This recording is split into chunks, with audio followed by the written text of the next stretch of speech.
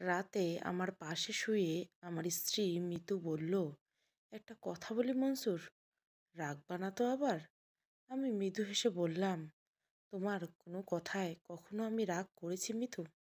মিতু বলল, তা করনি, কিন্তু এই কথা শোনার পর রাখতে পারো। না, আমি রাখবো না, বলো। মিতু এবার আমার হাতটা ধরে তার মুঠোয় নিয়ে ধরল।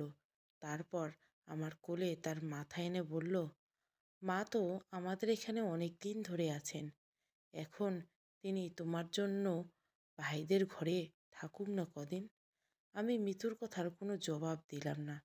মিতু এবার বলল, না, বলছি, মার প্রতি তোমার যেমন কর্তব্য আছে, ওদেরও তো আছে, তাই না? তো ওদের কর্তব্য পালন করতে দিচ্ছ না কেন তুমি?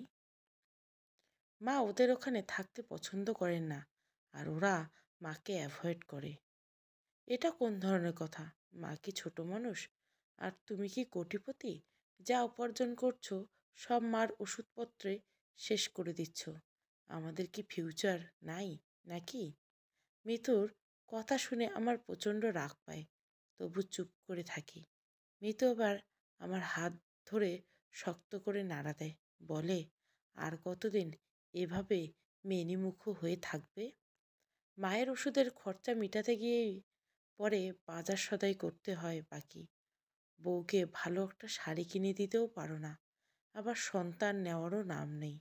সন্তান নিলে খরচা বাড়বে, মার চিকিৎসার সমস্যা হবে। অতই যখন মামা করবে, তখন বিয়ে করেছিলে কেন আমায়? শুধু আমি বলেই আজ পর্যন্ত তোমার ঘরে আছি। অন্য কোনো মেয়ে হলে মা ছেলের মুখে থুতু মেরে কবেই চলে যেত। কথাগুলো বলে রাগে কাঁপতে লাগলো মৃদু। আমি জানি ওর কথাগুলো অনেকটা রাগ আর অনেকটা অভিমান থেকে। আমার দোষ, তাকে সন্তান নিতে দিচ্ছি না, ভালো শাড়ি দিচ্ছি না। কিন্তু এটাও তো সত্য, আমার মায়ের চিকিৎসা চালিয়ে যাওয়া। যেভাবেই হোক মায়ের চিকিৎসা করিয়ে যেতে হবে। আমার অন্য ভাইগুলো মার পেছনে খরচ করতে হবে বলে বউদের কথায় কেটে পড়েছে সেই শুরুতে। কিন্তু আমি কেটে পড়তে পারিনি, কারণ আমার স্পষ্ট মনে আছে আমরা তিন ভাইকে নিয়ে মায়ের সংগ্রামটা। বাবা আমাদের তিন ভাইকে ছোট ছোট রেখে মারা যায়, আর মা তখন অন্যের বাড়িতে কাজ করে করে আমাদের বড় করে তুলেছেন, পড়াশোনা করেছেন। তার কারণে আমরা আজ সম্মানের সাথে বেঁচে আছি, পৃথিবীর আলো দেখেছি। যেই মাকে ছেড়ে আমি চলে যাই কিভাবে? আমি মিতুকে বললাম, মিতু, তুমি আমায় ছেড়ে চলে গেলেও মাকে আমি ছাড়তে পারবো না, সরি। মিতু বলল, তোমার যেহেতু মার প্রতি অত ভক্তি, তাহলে মা নিয়ে থাকো, আমি যাচ্ছি। বলে মিতু আমায় ধাক্কা দিয়ে সরিয়ে আমার কোল থেকে তার মাথা তুলে নেয়। তারপর তার যত কাপড় চোপড় আছে সব প্যাক করে নিয়ে বাসা থেকে বের হয়ে চলে যায়। আমি কিছু বলি না, চুপ করে শুধু দেখি। রাতে মা আমায় ডাকে। তিনি তো অসুস্থ, চোখে দেখেন না, কানেও কম শোনেন, শরীরে নানা রোগ, টিবিও আছে, টানা কাশেন। মা আমায় ডেকে কাছে নিয়ে আমার মুখে তার তুলতুলে হাত বুলিয়ে দেন আর বলেন, বাজান, বৌমা চইলে গেল কেন রে? আমি বলি, মা, ওর এখানে ভালো লাগে না, তাই চলে গেছে। ও না থাকলে ভালো।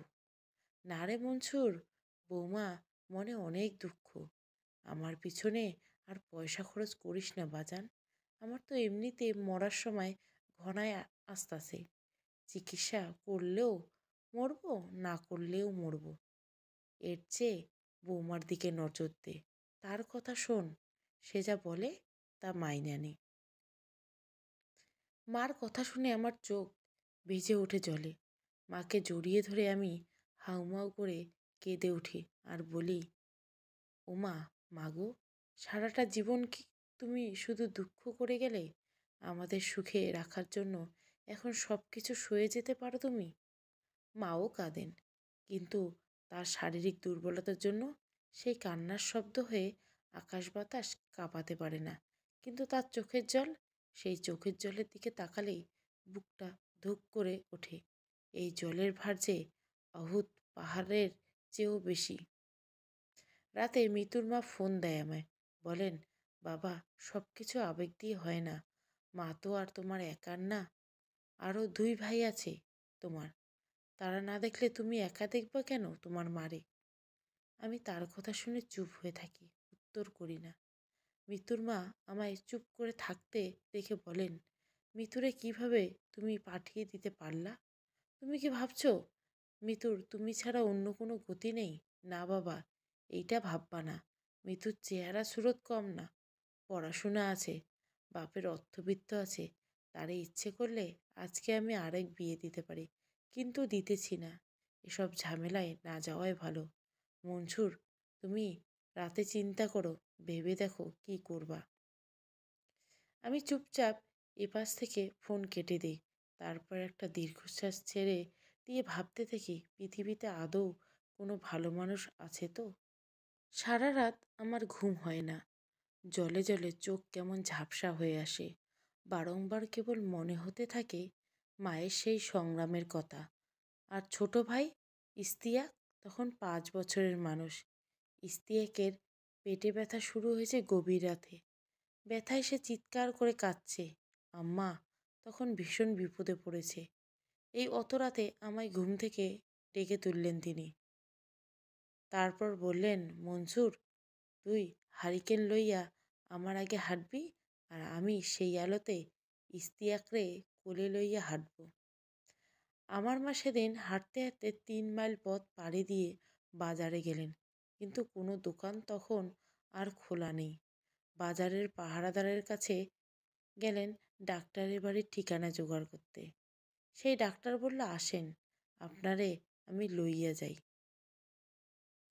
আম্মা সরল মনে বললেন, আচ্ছা। কিন্তু তিনি তো জানতেন না পাহারাদার তাকে ভুল পথ দেখিয়ে বনের দিকে নিয়ে যাবেন। ইস্তিয়াকের পেটে ব্যথায় কাঁদতে কাঁদতে ক্লান্ত হয়ে আম্মার কাঁধের উপর হেলে পড়েছে ততক্ষণ। আম্মার কান্না ভেজায় গলায় বললেন, আরেকটু বাজান, আরেকটু। ঠিক এই সময় আমার হাত থেকে হেরিকেনটা নিয়ে কোনো একটা গাছের আঘাত করে সেই হেরিকেন ভেঙে ফেলল পাহারাদার। তারপর দেখি চারিদিকে ঘুটঘুটে আঁধার। সেই আঁধারে শুধু আমার মায়ের তীব্র আর্তনাদ শুনতে পেলাম। 8 বছর বয়সের ছেলে আমি, না বুঝলেও অনেক কিছুই বুঝি। আমার মা কাঁদতে চেয়েও কাঁদতে পারছে না, মুখে ওই অসুর চেপে ধরেছে। আমি কি করব কিছু বুঝতে পারতেছি না। কিন্তু আমার কিছু করার আগে আম্মা ওই ওষুধটার কাছ থেকে কিভাবে যেন ছুটে গেলেন। তারপর ইস্তিয়াককে কোলে তুলে অন্ধকারের ভেতরে দৌড়াতে লাগলেন। আমি আম্মার পেছনে দৌড়াতে লাগলাম, আর আমাদের পিছনে ওই বাজারের পাহারাদার।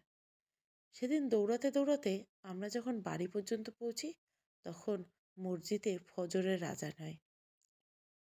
আমার চোখে তখন রাজ্যের ঘুম। আমি ঘুমিয়ে যাই, কিন্তু আম্মা ঘুমান না। ক্লান্ত ইস্তিয়াককে কোলে নিয়ে আবার বাজারে যান, ডাক্তার দেখান, তারপর ফিরে আসেন বাড়িতে।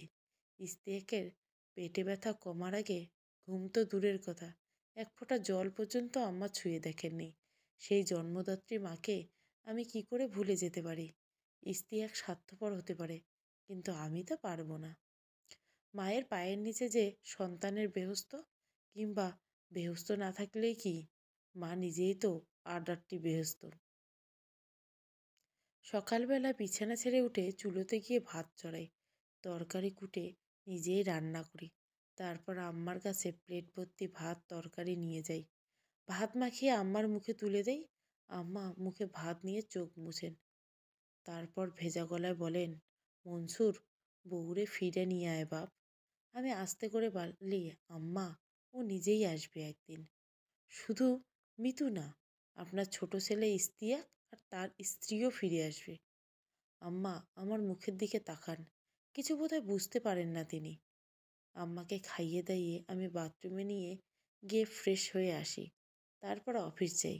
অফিস যাওয়ার পথে মিতুর মা ফোন করে, আমি রিসিভ করি।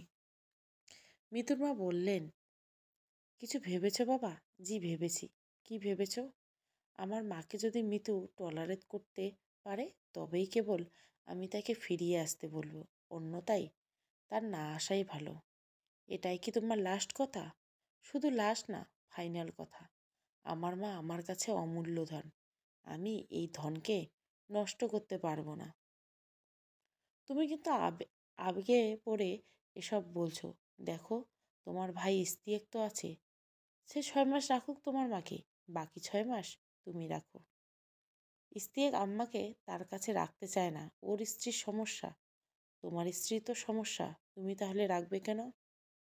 আম্মা, আমি অফিসে ফিরে এসে গেছি, এখন রাখছি, পরে কথা বলবো বলে ফোন রেখে দিই। তারপর অফিসে এসে টেবিলের সামনে বসে আবার ভাবি, এই পৃথিবীর মানুষগুলো দেখতে আসলে কেমন। রাতে অফিস থেকে বের হতেই আবার ফোন করেন মিতুর মা। তার ফোন কেটে দিতে চেয়েও আমি কাটতে পারি না।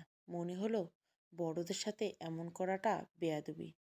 তাই আমি ফোন রিসিভ করে বললাম, আম্মা, কি বলতে চান বলুন। সব তো আগেই বলেছি। তুমি একটা কাজ করো, তোমার পাড়ার মানুষদের নিয়ে একটা বৈঠক করো। ওখানে তোমার ভাইকেও ডাকো। তারপর মুরব্বীদেরকে বলো তারা যেন তোমার মাকে তার ভাগেও ফেলেন। 6 মাস তুমি পালবে আর 6 মাস তোমার ভাই। আম্মা, কেউ যদি ইচ্ছে করে মায়ের ভরণ পোষণ করতে না চায়, তাহলে তো তাকে জোর করে লাভ নাই। তাহলে কি তুমি শুধু তোমার পায়ে কুড়োল দিবে?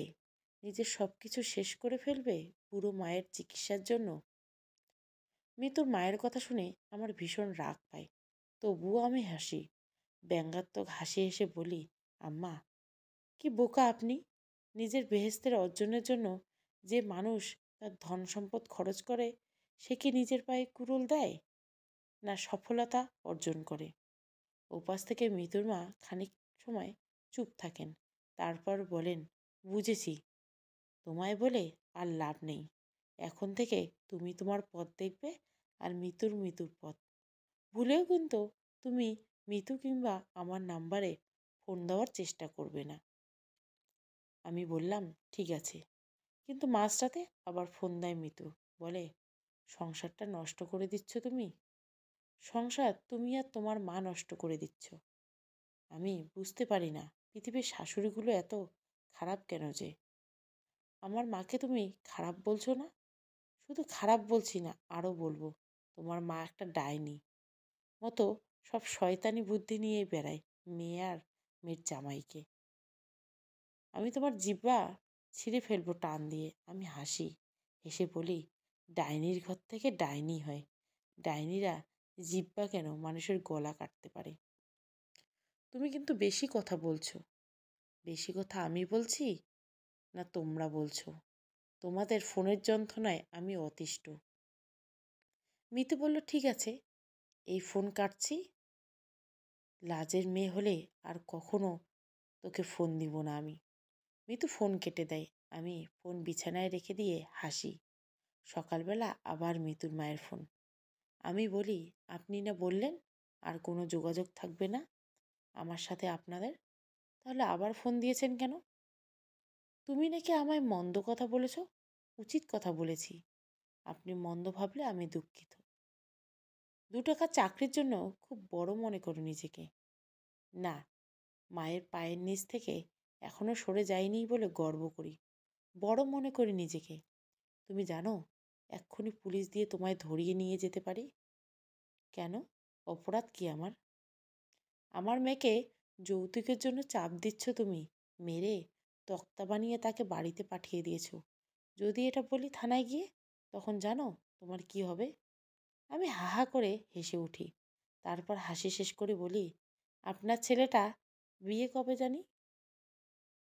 যে সময় থাক, তোমার বলতে হবে নাকি? তুমি কি আমার ছেলের আগামী সপ্তাহে বিয়ে। শত শত রাস্তার কুকুর এসে সেই বিয়ে খাবে, কিন্তু তুমি খেতে পারবে না। আমি তখন ভীষণ শব্দ করে হেসে উঠি। তারপর হাসি শেষ করে বলি, কুকুরের বিয়ে শাদিতে তো কুকুররাই আসবে। ওপাশ থেকে মিতুর মা তখন হয়তো আমায় বকা দিতে চেয়েছিল, কিন্তু তাকে আমি সেই সুযোগ না দিলে ফোন কেটে দিই। 3 দিন কেটে গেলেও এখন আর খারাপ লাগে না। মনে হয় ওইসব ছোট মনের মানুষের সাথে থাকার চেয়ে একা থাকাই ভালো। একা থেকে মায়ের সেবায় নিবিষ্ট হলাম। আপন মনে মার সেবা করলাম। এটাই তো আমার পুণ্যের পথ। এসব কিছু ভাবছিলাম অফিসে বসে থেকে। তখন হঠাৎ আমার ডিপার্টমেন্টের দপ্তরে এসে বলল, আপনার সাথে একজন দেখা করতে এসছে। আমি অবাক হয়ে বললাম, কে সে? নাম কি তার? দপ্তরে ব্যস্ত পায়ে চলে যেতে যেতে বলল, স্যার, আপনি দেখা করলেই চিনবেন। আপনার সাথে তার নাকি জরুরি দেখা করা প্রয়োজন। আমি আরও অবাক হলাম। সাধারণত কেউ আমার সাথে অফিসে দেখা করতে আসে না, তবে কে এলো হঠাৎ করে আমার সাথে দেখা করতে? আর তার জরুরি কাজটাই বা কী আমার সাথে? ইস্তিয়াক এসেছে আমার সাথে দেখা করতে। কতদিন পর ইস্তিয়াককে আমি দেখেছি। আরও 3 বছর আগে সে তার স্ত্রীকে নিয়ে বাসা ছেড়ে চলে গিয়েছিল তার শ্বশুর বাড়িতে। এখানে থাকবে না। আম্মাকে নাকি তার স্ত্রী সহ্য হতো না, তাই সে চলে গিয়েছিল। তারপর আর যোগাযোগ নেই আমার সাথে। এমনকি ফোন নাম্বারও চেঞ্জ করে ফেলেছিল। আমায় দেখে ইস্তিয়াক চেয়ার থেকে উঠে আমায় জড়িয়ে ধরে হাউমাউ করে কেঁদে উঠল।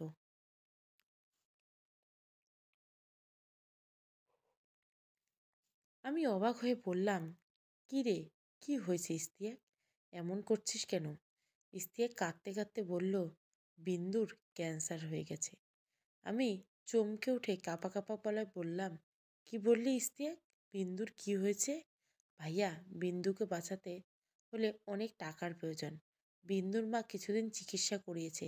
এখন তার ভাইয়েরা তার মাকে নিষেধ করে দিয়েছে আর যেন টাকা না খরচ করে বিন্দুর পিছনে। ওর বড় ভাই বলছে, বোন বিয়ে দিয়ে দিয়েছি, এখন তো তাকে চিকিৎসা লালন পালনের দায়িত্ব আমাদের না, দায়িত্ব তার হাজবেন্ডের। আমি কি করব এখন ভাইয়া? এত টাকা কোথায় পাবো? বিন্দুর ভাবিদের কাছে অসহ্য লাগে এখন আমাদের। মনে হয় আমরা তাদের কাছে বোঝা হয়ে গেছি। আমার শাশুড়ি আজ কেঁদে কেটে বলল, বাবা, কোনো উপায় বের করো, মেয়েটাকে বাঁচাও। বিন্দু আজ সকালে হঠাৎ বলল, আমি মনে হয় আর বাঁচব না। টানা দুঃস্বপ্ন দেখছি। আমার জীবনে অনেক বড় ভুল আছে। তোমার মাকে অবহেলা করে আমি খুব বড় ভুল করেছি। তোমার ভাইয়ের কাছ থেকে তোমার সরিয়ে এনে আমি আর আমার মা চক্রান্ত করে এই জন্য শাস্তি পাচ্ছি আমি। কঠিন শাস্তি পাচ্ছি আমি। আমি ওনাদের কাছে ক্ষমা চাইতে চাই। প্লিজ আমাকে তুমি ওনাদের কাছে নিয়ে যাও একবার। ইস্তিয়াকের মুখ থেকে কথাগুলো শুনে আমার বিশ্বাস হচ্ছে না।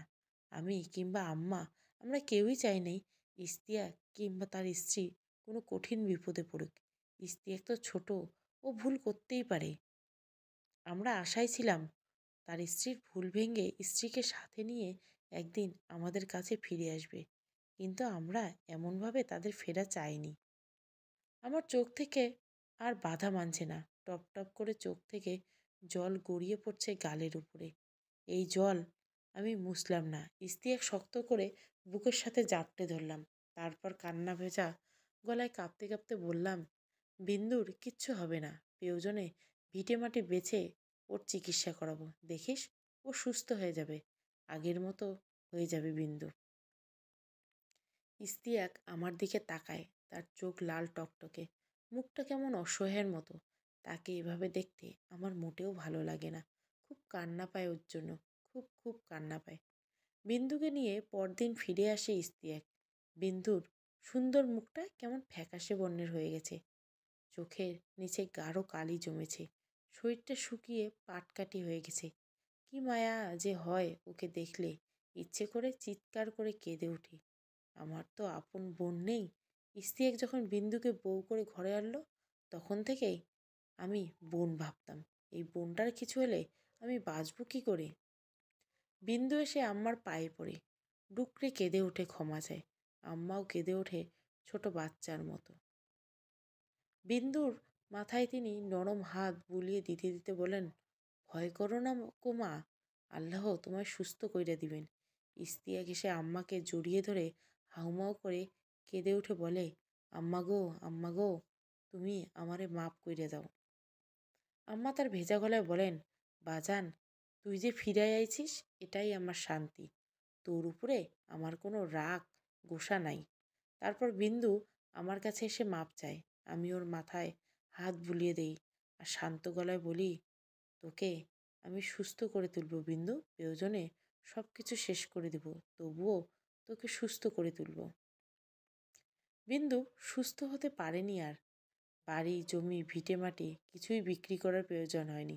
আমাদের বাড়িতে ফিরে আসার 2 রাত পরেই হঠাৎ করে তার অসুখ বেড়ে যায়।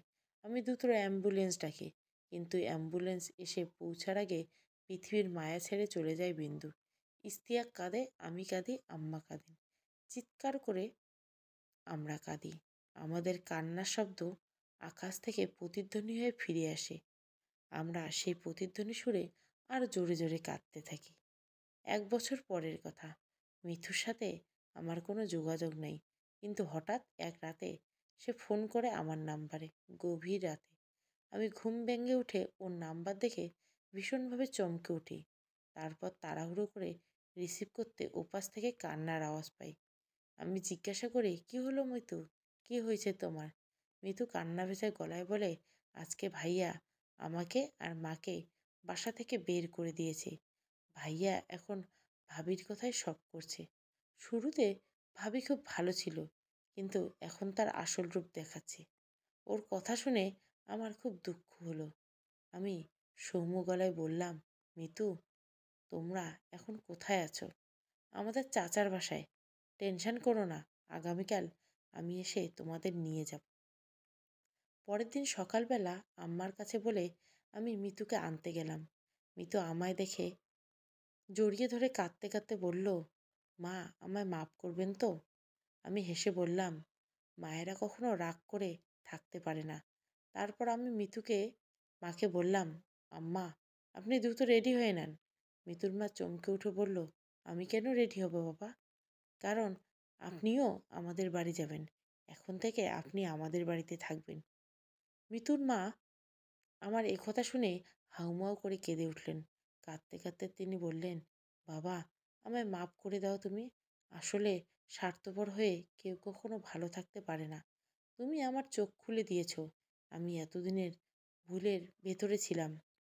মিতুর মায়ের কথা শুনে আমি তাকালাম তার দিকে, তারপর মিতুর মুখের দিকে। তারপর মনে হলো আরো অনেকগুলো মুখ কল্পনা করলাম, আমার, আম্মার, ইশতিয়াক আর বিন্দুর। তার মানে মনে মনে বললাম, আসলে মানুষ দেখতে কেমন। সমাপ্ত। গল্পটা ভালো লাগলে অবশ্যই লাইক, শেয়ার এবং সাবস্ক্রাইব করবেন। Thank you for watching.